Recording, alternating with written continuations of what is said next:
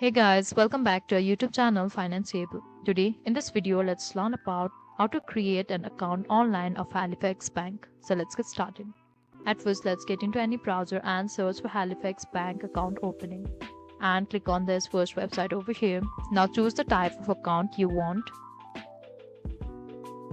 Now simply click on apply as new customer. So let's tap on this.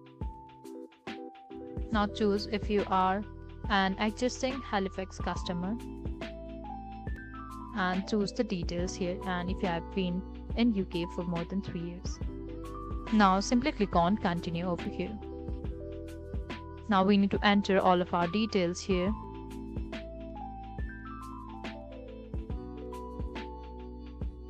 And simply click on continue over here. After which verification of our details will be done.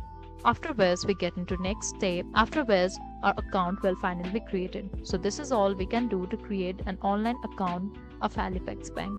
I hope you like the video. Please do like and subscribe.